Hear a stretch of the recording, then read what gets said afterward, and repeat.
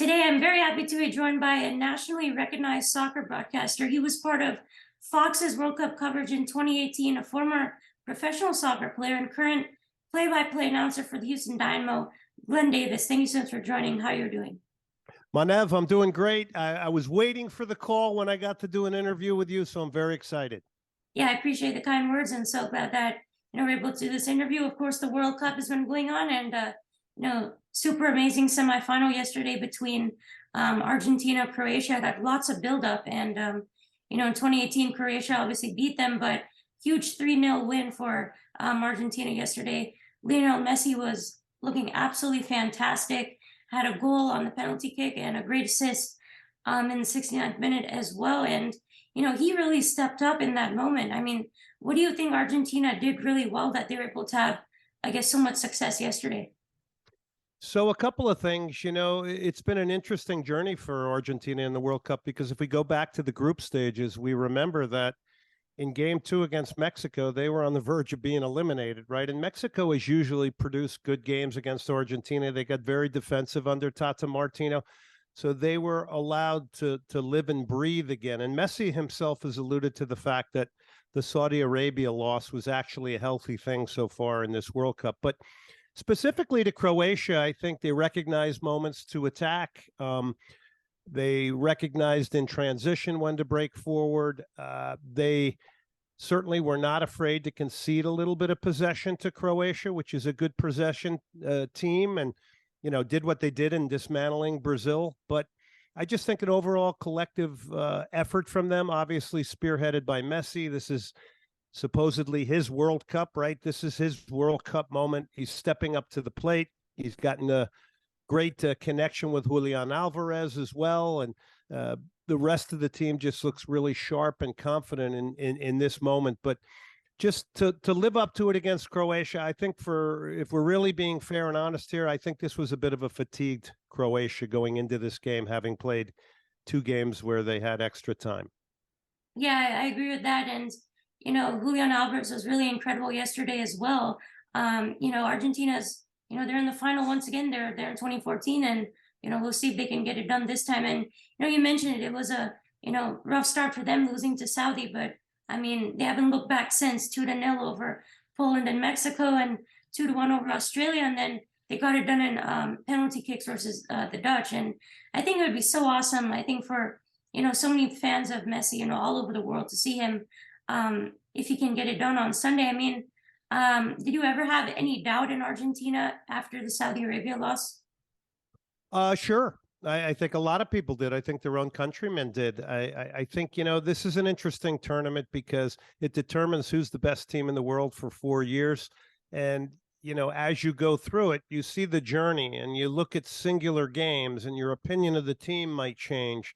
But the whole body of work has to be examined. And when I examine that with Argentina, I see them on the ascent. And this was their best game in the semifinals. So I think they're heading into the World Cup final in a place that they would want to be with a lot of confidence. But like I said, game by game, we make these judgments on how a team is. And a lot of times we're wrong.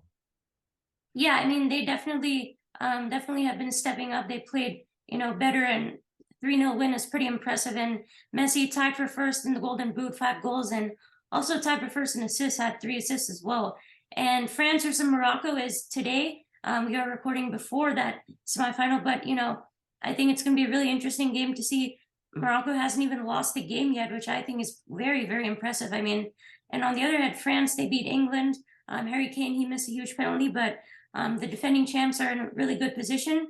Personally, I think it would be a really, really big upset if France ends up losing. I mean, if France does end up winning today, what do you think they did in this game to kind of put themselves in a winning position? You have to score goals. Morocco's only given up 1 goal. It was an own goal. They're going to fight. They're going to run.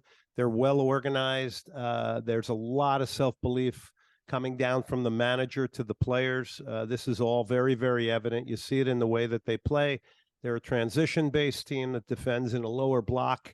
They're not going to be an easy team, but the wide game is going to have to live up to it. Mbappe and Dembele, if we finally see the result, we would have to think at some point these guys have had a good game with Giroud in the middle.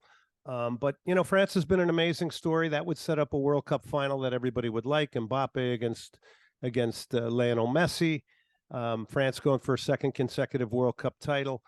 But you know, Morocco is a tough team now that has morphed into something very, very different. They have self-belief. They're playing with house money. They got nothing to lose.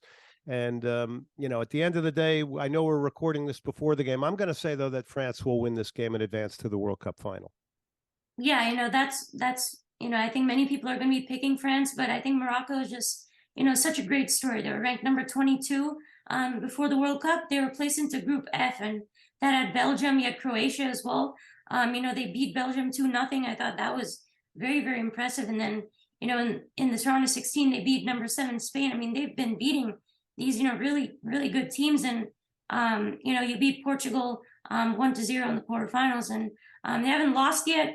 They won the group. I think it's just been such an impressive run. Nobody saw this coming. I mean, how do you think they've been able to make this happen? Well, in a lot of ways, they're highly organized. Like I mentioned, Morocco. They're a great African story because they're the first team to get to the semifinals. I think you mentioned that, Manev. But you know, one thing that might be lost on people that are maybe more mainstream sports fans, these guys all play on very, very big teams. They're playing in the Bundesliga, they're playing in La Liga, they're playing in the Premier League. These are not players that are, playing in the Moroccan first division. Okay, so these are guys that all have varied great experience. They may not be household names on the clubs they're on, but people know the name Hakimi, they know Ziyech. So first of all, we have to establish that. Second of all, this is a coach that has basically restructured this team. It's organized, it defends deep, it does not want the ball. Its whole game is about transition. That's how they got the goal from Nesri in the last game, the fantastic header that had a bunch of wow factor. It was in transition. So when they win the ball, if you're overcommitted, they take off running. I mean, 4 or 5 guys are going to try to get in front of the ball, and they're very dangerous like that. But their story is a 4-3-3, narrow defending, organized, everybody fighting, including their star names like Hakimi and Ziyech. Yeah, they've been really, really impressive, and just I think it's a really great moment to see them reach the semifinal. But before this World Cup, did you I'm curious, did you have Morocco even going to the round of 16? I would say probably not, but I would also be very honest and say, I didn't study them as much. I do know that they have quality players. I always know there's going to be upsets in these World Cups.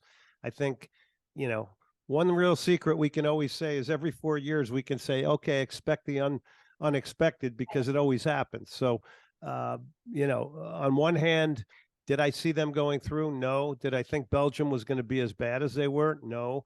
But we always know there's some really wonderful stories in this World Cup where teams galvanize, and I think you have to go to their manager, because their manager certainly has, if you listen to his quotes, is a really spirited leader.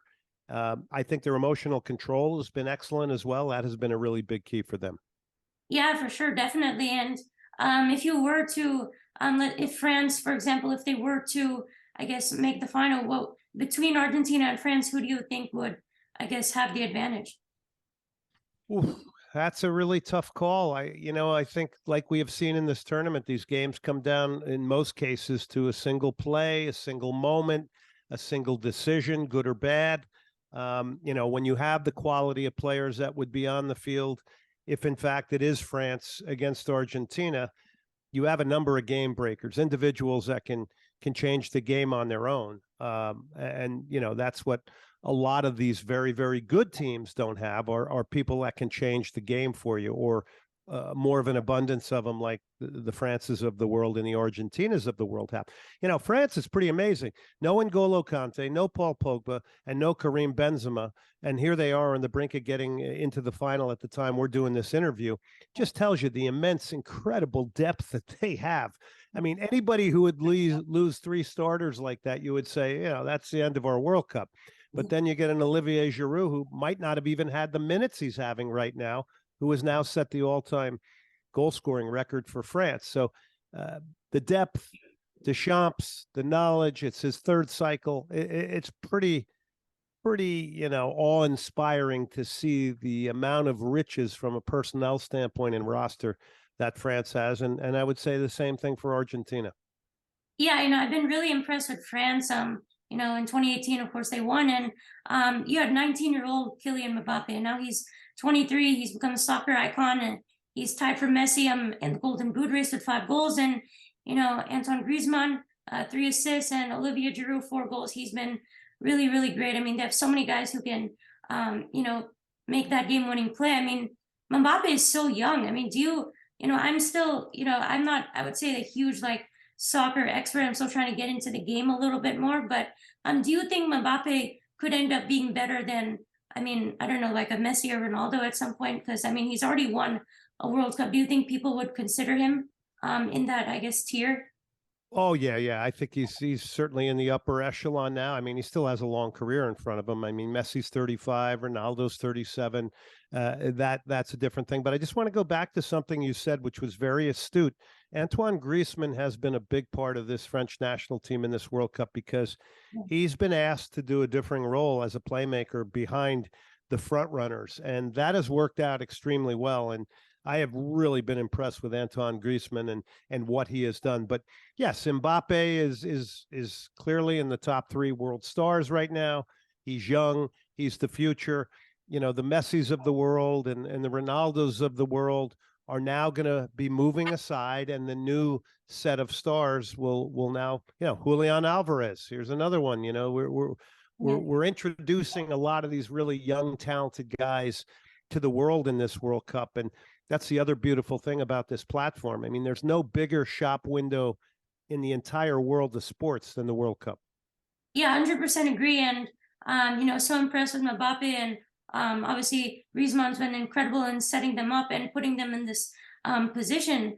But, I had a couple of questions. Obviously, you watched soccer a lot longer than me, and way more. So I was wondering, firstly, I was why Portugal, I guess, didn't put Ronaldo in the starting lineup, because to me, obviously Ronaldo is worldwide known as one of the best players. So for me, he's such a great striker, can really score goals against a Moroccan team that just doesn't allow any. So, why do you think they, I guess, just took him out of the lineup? Well, that's a big controversy, but I think we all know that soccer players have a shelf life, right? I think because of celebrity and global attention, look, Fernando Santos, the coach of Portugal, made a very bold decision not to play him.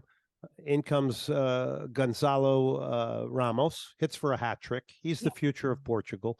Ronaldo, if you watch him very closely now, is not physically the same Ronaldo. If you remember his career, he started as a slashing winger, taking people on, explosive. Then he reinvented himself as a center forward, to your point. And I understand your question, but this comes down to a manager. And Ronaldo, it's the same reason he's not at Manchester United. He's not the same guy anymore. There's no question. Now, does that mean you might not have put him in a game and given him a few more minutes and he might have been able to produce a goal? Yes, but I think it's very visible to people who know and watch him very, very closely that there are things that are declining as an athlete at 37. It just doesn't go on forever. There's a saying that my ex-teammate told me in Spain, that is, soccer players die 2 lives. One is your career and then one is your actual life. And, he's dying in his soccer life. And I hate to say that. He's going to be able to play somewhere. Somebody will sign him. But you notice he hasn't been picked up by any of the big clubs around the world because you can't plan a future around a declining superstar. Unless you're just really trying to sign him to sell jerseys and merchandising and things like that. So the game is really athletic now. It's different. I see your point in your question. I think there's a lot of validity to it, but I think big picture we have to look at, and it's sad to see declining superstars. And you can see he's kind of acting out. It's been very, very hard for him. And I'm not putting myself in his shoes by any means, but the coach of Portugal said, look, we're here to win a World Cup. We're not here to, we're not here to ingratiate ourselves to a single player. And that's a bold decision because Fernando Santos and Ronaldo had a lot of success together. They're built structurally very different as athletes. Lionel Messi is built low to the ground. If you watch Messi play, he walks a lot during the game. This is why he's remarkable. Okay. He walks a lot during the game, but then there's these quick little bursts of explosiveness and acceleration. Now, when he begins to lose that explosiveness and acceleration, like the moment down the sideline and where he accelerated past the defender on the end line instead of Julian Alvarez, that's when you'll be able to know that it's going to decline. Nobody knows. Nobody knows physically when this is going to happen to people, but he is built very different than Ronaldo, and his skill set is a very different one. His running is economical. It's different. Cristiano Ronaldo doesn't run too much anymore, right? I mean, you know, he wants the ball, he wants service, he wants it to him. I don't know if Portugal's built quite like that, like Argentina is for Messi. So those are the two different things. And Messi's 35, he's 37. Yeah. Nobody knows when it will decline, but that's why it makes Sunday's final. Messi said this is his last World Cup game. Yeah. Yeah, and that's huge. And of course, personally, I would love to see him win that World Cup. I'm sure a lot of fans across the world would as well. I mean, he's such an icon. And, I had another question. It's still been on my mind since the Brazil versus Croatia game. I'm still wondering, why didn't Neymar get chosen to shoot a penalty against Croatia? Yeah, that's a good one, but that's a really good question. I can't really tell you the honest answer to it. I would have thought he would have been their penalty taker at number 5, but I thought that was the masterpiece game for Croatia. The possession that they had, they made Brazil defend. That was a big part of the reason why Croatia was able to eventually knock Brazil out. Yeah, for sure. That was a huge upset. That was a really, really wild game. And want to shift gears over here to our local clubs here in Houston. I'm going to start with Houston Dash. I mean, they were, they made the playoffs. It was a really great run for them last year. It was a really heartbreaking loss against the Kansas City Current. I was at that game. The crowd was fantastic, and it was really great to see Houston show up for that game. And, where do you see the Dash heading? And, how much do you think they can, I guess, improve on from last year? Well, I think there's a lot that needs to improve. I think the product on the field, Juan Carlos Amoros, who was brought in, the Spanish coach, did a wonderful job. Not sure why he wasn't retained. Probably some sort of a stipulation in a contract. That's too bad because I really loved the type of soccer that they were playing under him. It was aesthetically pleasing. They were getting results. It was fun to watch. Yeah. They got into the playoffs for the first time ever. This club had never been into the playoffs. And to your point, they had 16,000 people at the playoff game. And, normally they play in front of 1,000 people or 1,500 people. So off the field, that has to change. But they had the product in place. It's going to be interesting. They still haven't hired a new coach, so I really don't know what's going on there. But he did bring some real life to the club, and I was sad that he wasn't retained. Yeah, that was kind of shocking for me because they were playing really good under him, and we'll see. Hopefully, they can keep building on it. They have some really good talent on the team. We'd love to see the Dash make the playoffs again. And going to the Houston Dynamo, it was a disappointing season for them, obviously, in the past year. Where do you see the future? I mean, they signed a new coach as well, Ben Olsen. I think that was a good move. Do you think, how much do you think they can improve for next season? Well, they haven't, listen, it's been a rough go for the Houston Dynamo and, lack of playoffs, and the relevancy in Houston is at a real low. They're trying to turn that around, I think, through coaches creating an identity. I don't think they really have an identity to Houston right now. I don't think Hustletown is what it is. This is an authentic soccer city. I think you got to play to that kind of market as well. So I don't, they're still searching for an on-field identity. They're still searching for an off-field identity. They still have a huge challenge to become relevant in Houston. I like their striker, Sebas Ferreira, if they can get the right players around him. Where's Hector Herrera coming back after Mexico got eliminated? How into the project is he? So there's a lot going on, and they need players. There's no question about that. and they need an identity, and they need to become more relevant in Houston. It's pretty simple. It's kind of the same story.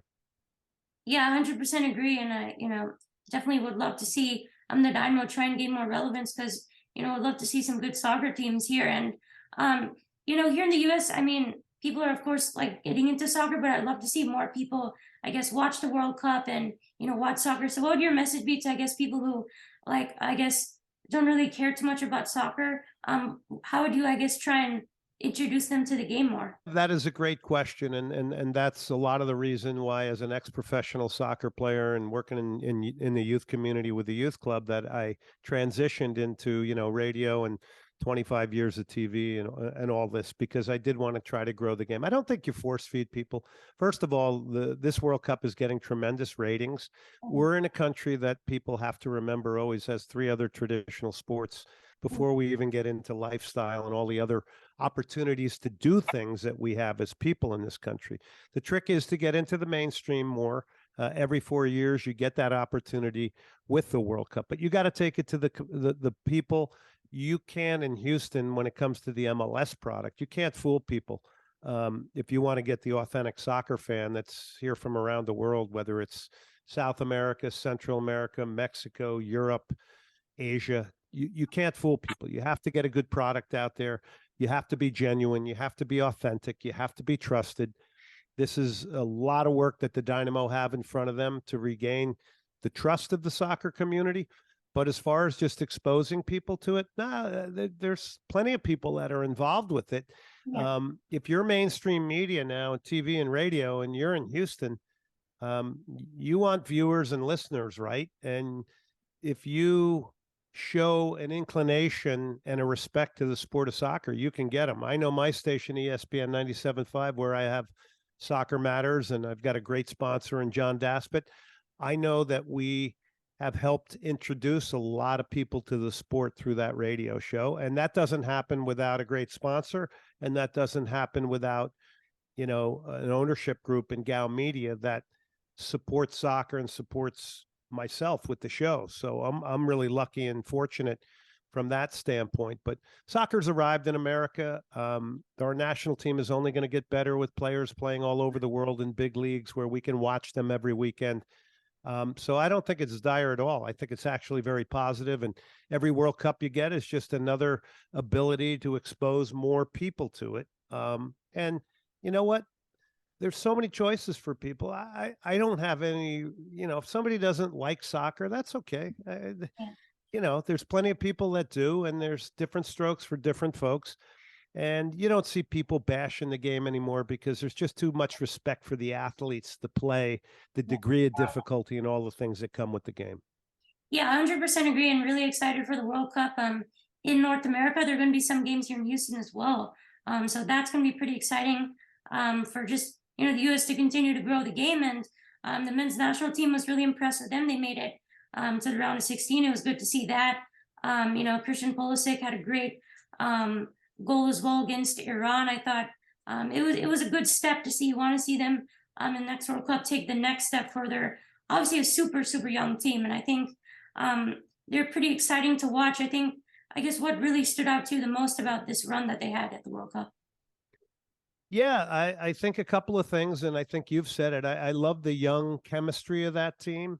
I love the sort of circle that they have of trust as young guys. Now, where will they be in 4 years? Human beings change. The egos might change, but I think there's an incredible basis there of 10, 11 guys that we'll see back at a next World Cup. But I think the biggest step the U.S. took in this World Cup, basing it on comparing it and contrasting it to the last World Cups, is the fact that they had better ball possession in games.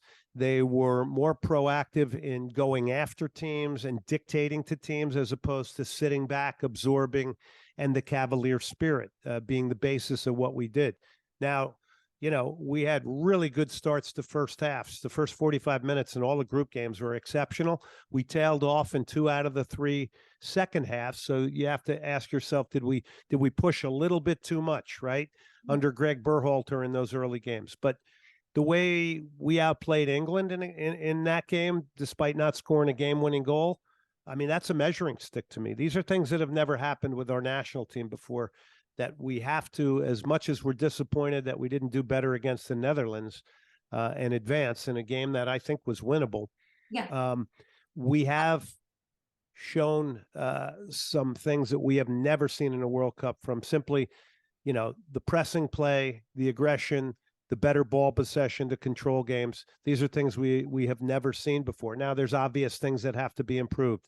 How does America develop a goal scorer? I mean, if we had 2 or 3 other goals in the first round, we might have been able to navigate this tournament better, be a bit better rested, maybe have rotated players going into the Netherlands game, and are more prepared for the knockout stages. Because at the end of the day, these games are coming thick and fast. And, the depth in some of the positions for the U.S., when Serginho Dest went out, you could see the difference in the right back position. You could see the struggle to find a center forward. So we'll see in the future, but to identify problems, try to come up with solutions. That's what it's all about. For me, even though we didn't advance to the quarterfinals, this was a step up for U.S. soccer. Yeah, 100% agree. I was really impressed with that England game for sure. And just, hope to see them continue to grow and get better. And yeah, they need a finisher. They need a guy who can just finish it off at the end and get that goal in. So, we'll see for next time. And, really appreciate the time this morning, Glenn. Really enjoyed our conversation. Thing I want you to promise me that you'll come on my radio show with me. That's number one. Okay. Yeah. And number two, to answer your question of how we grow the sport in this country, it's to get bright, young, good journalists like you covering the game. So that's another big piece to it. So I appreciate you having me on. Thank you. Yeah, of course. Thank you so much. You have a good rest of your day, Glenn. Thank you. You too, Manef.